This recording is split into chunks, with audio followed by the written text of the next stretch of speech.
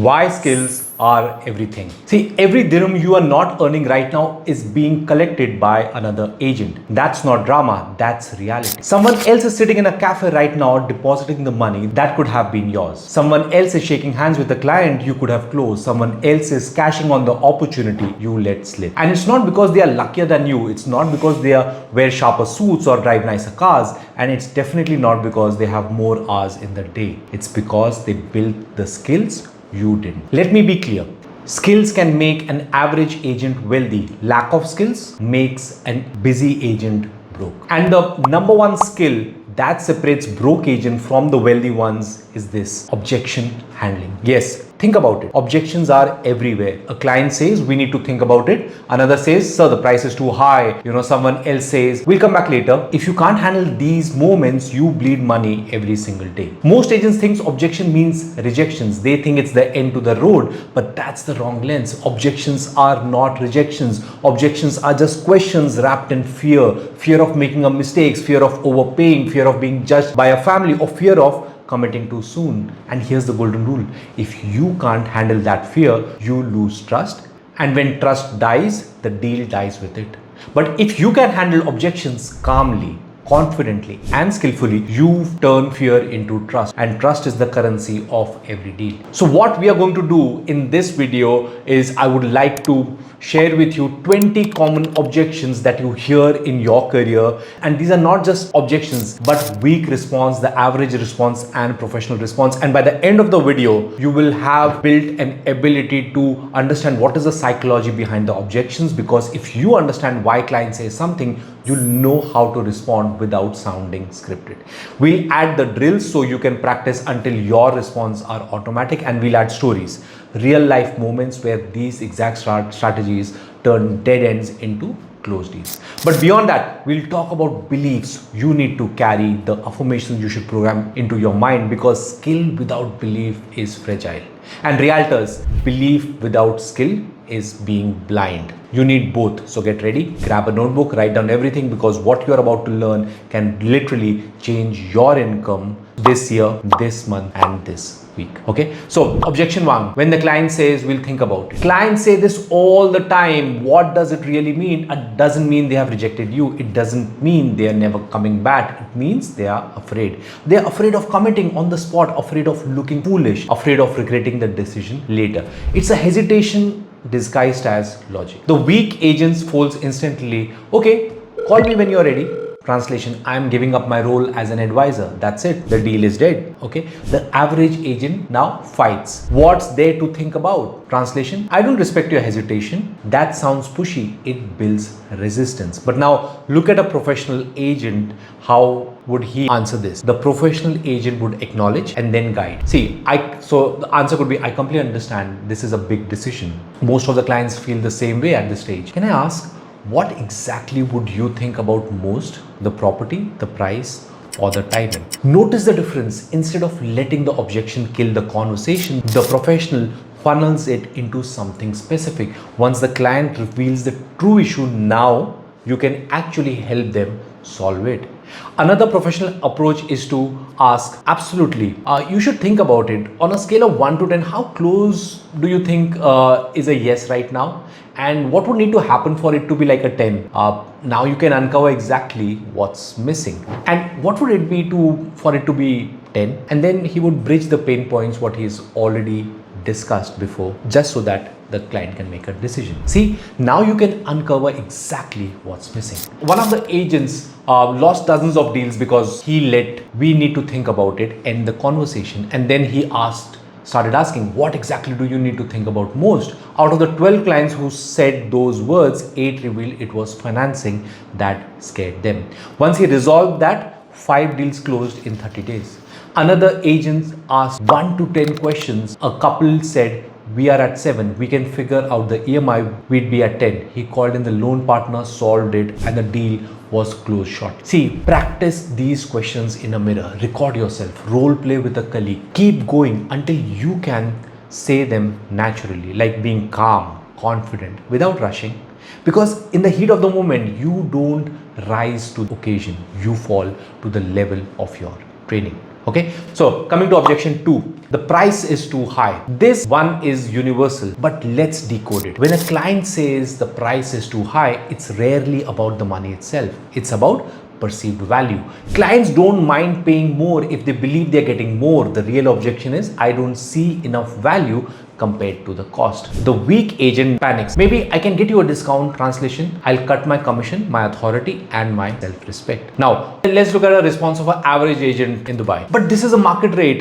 This is the average price. Translation, I'm telling you to accept reality without giving up a reason to feel good about it. But now, how does a professional reframes it? Yes, it feels high to others. That's also why project has been appreciating 12% faster, and this developer almost sells out on every project. Do you want the cheapest property today or the one that grows your wealth and gives you mental peace over time? I understand. Let's compare the investment to value. Think about it. It's like your cars. You can buy a cheap car, but that doesn't hold long-term value. Does it project your family, your property, or is it something that you're really looking for? This property is like that. Not the cheapest, but one of the property that protects your future and your investment. And with time, you can be counting on good rentals, and you can be counting on high capital gain and quick resale. A client once rejected a premium property because it felt expensive. 18 months later, that same property had risen 15% in value. The client came back but paid 150,000 dirhams more. Meanwhile, the buyer who said yes early, they built equity even before the property was completed. Another client compared two flats. One was cheaper, but resale demand was low. The agent reframed it. Do you want to save 50,000 dirhams now or want to make 300,000 dirhams later? That closed the deal. For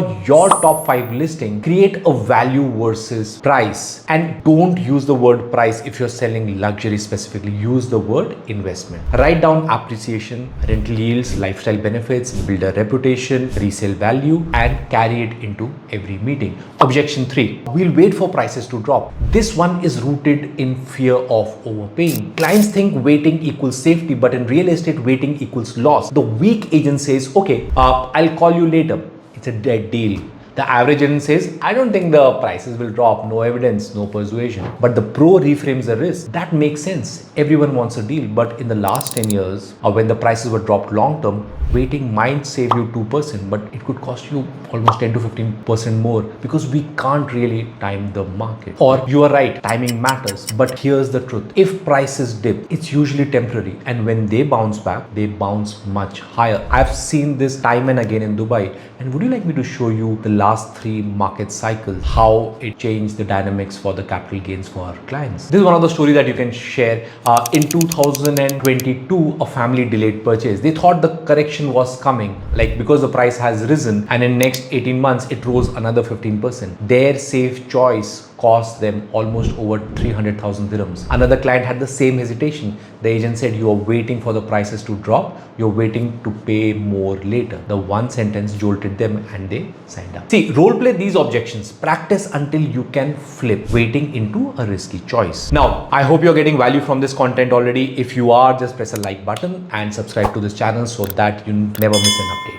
So, objection 4, we want to check with another agent. Wow, like this is where most realtors flip and they get scared. Oh, I want to give a cash back. Okay, actually what they are really saying is that this objection isn't about price or timing. It's about trust. The client doesn't yet feel certain you are the safest guide. They want to compare, not because they love wasting time, but because they are afraid of making a wrong choice with a wrong person. Weak agent response would be, but I can get you a better deal. I can give you 2% cash back. This screams desperation. You've just reduced yourself into a commodity, the lowest bidder. But how would an average agent respond? Okay, let me know. You've handed them over to the competition without a fight. Okay, but how would a pro agent respond? Of course, you should compare. Just so that you know, 90% of the agents show the same off-plan properties. The difference isn't in the property. It's who protects you from making mistakes. That's my rule. Whether you buy with me or not, you leave knowing what risks to avoid. Is that fair? A pro agent would also reframe it by asking a softener. If I may ask you, just so that I understand you better, like what is it that you would like to check from another agent? Is it about the better pricing, better unit, or something else that I'm not aware of? Just so that I know what you are looking at, and probably I can give you an answer before you check with the agent, so then you can compare better. Okay. Now, if you do this, notice how this shifts the frame. You are no longer selling a property, you're positioning yourself as a protector, as an advisor, as a consultant. One of the other response can be, I think comparing is smart. May I give you 3 questions to ask any agent before you speak with that? No matter who you choose, you'll make the safest choice, and that is what I would want for you. This not only equips the client, but it subtly raises the bar for every other agent. They have to compete with your expertise. Okay, so let me share a story with you. One client compared 3 agents. 2 of them kept saying, I'll get you a better deal. One agent positioned himself as an advisor, giving him a checklist of hidden costs and legal traps to watch out for. And what has happened in the past? Guess who got the deal? Not only that, he got 3 referrals because he was seen as trustworthy one and a specialist in the property that he was promoting. Another agent once said, even if you don't buy with me, my responsibility is to protect you. The client left the meeting, checked with 2 other agents and came back saying, hey, you're the only one who made me feel safe. That's the power of positioning and words. Okay, so the drill, what I would suggest you for this is write down advisor positioning statement, one clear sentence that communicates you are there to protect, not to push. Memorize it, say it every day in front of the mirror unless it's part of you. Before I move to the objection 5, I'm using these things. If you want to learn deeper about how you can build influence and what to say and what not to say, what are softeners, then I recommend you to watch my Invisible Influence module. It was a module which was sold for 6,000 AD. Now for a limited period of time, people who are joining my free community can have an access for the same module for free. So if you're part of the community as well, go and watch all the modules one by one. There are a lot of golden nuggets there and it can actually change your game. This is the same strategies I have taught agents who have sold over $1 billion dirhams of real estate in last 12 months. So don't miss it. Start taking notes and start learning. Your skill set and mindset can make you million. Okay, so let's come to objection 5. When the client says we are not ready now, what they're really saying, this isn't about property, it's about life circumstances. Maybe it's finances, maybe it's a child's school, maybe it's uncertainty at work.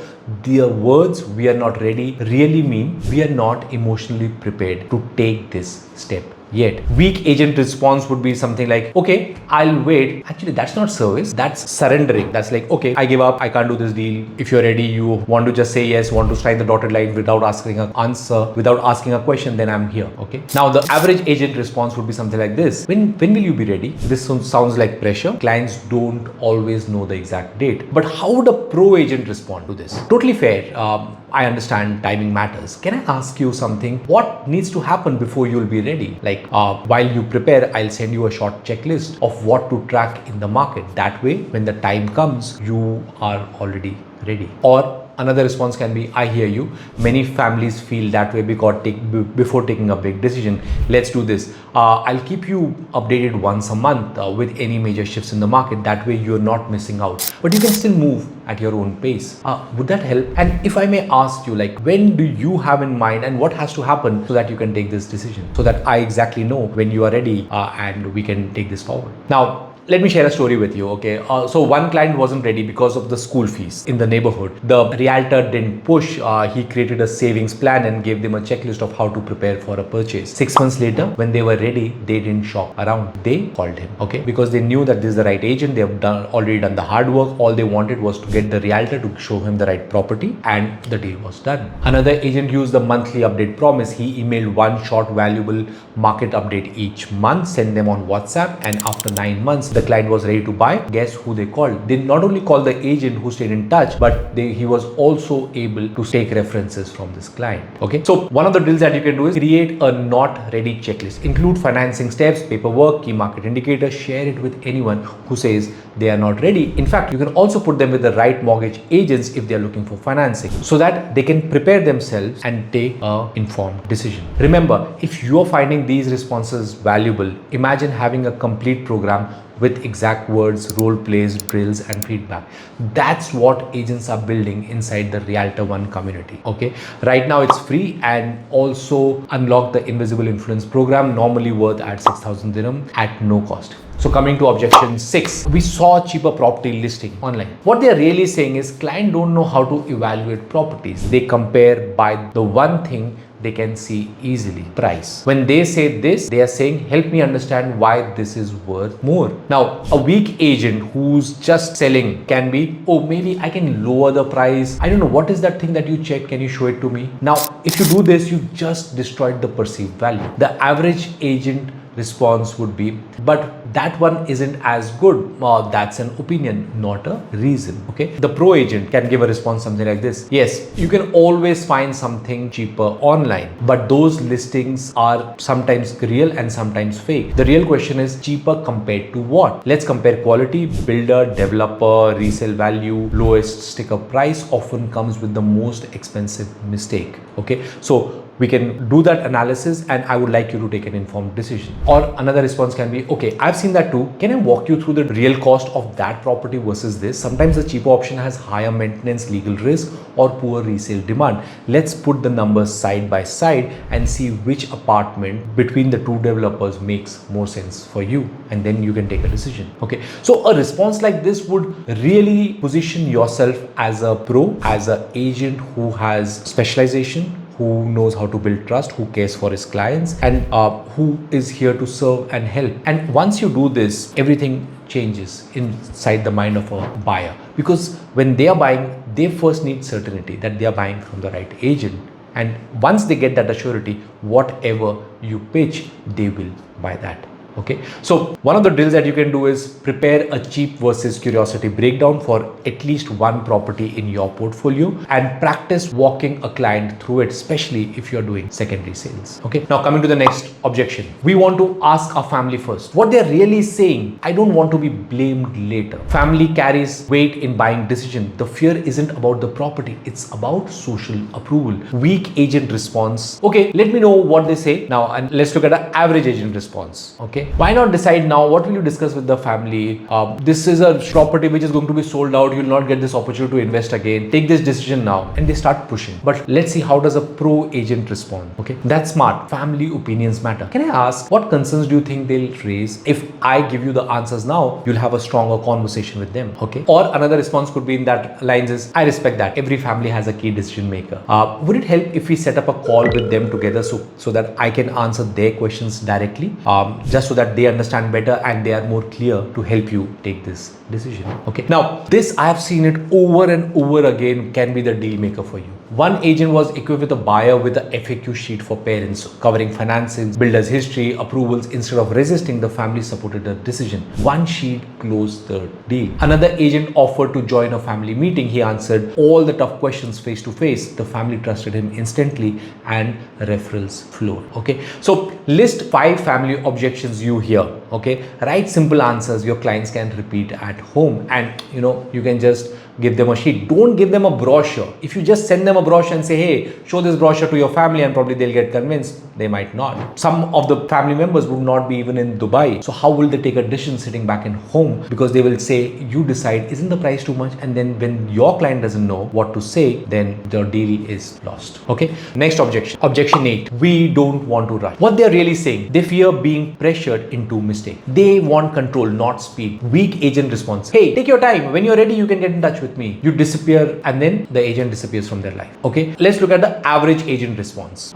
See, the properties move fast here, and if you take time, then this property will be sold out, and it actually sounds like a scare tactic. Okay, now let's look at how you can respond to it like a pro agent. You're right, rushing is dangerous. The goal isn't speed here, it's preparation. What I do with my clients is getting finances, paperwork, comparisons ready, so when the right property shows up, you act with confidence, not pressure. Pro agent response, another response can be something like this. Exactly, no one should rush. Let's prepare a readiness checklist together. That way, the moment your dream property appears, you can move without stress. Like, this is how much the down payment looks like. This is the kind of a budget that you should have in mind. Are you looking for a post handover payment plan, or are you looking for a ready to move in property? What exactly are you looking for? So we just structure this correctly, and then let me map the right properties with the timelines, and then I can start showing you these properties. I can take you from the location that you want, and I can compare the developers, and once you are ready, we can move forward. How does that sound? So what you're doing is you're priming the clients, you're educating the clients, you are giving your expertise and becoming a trusted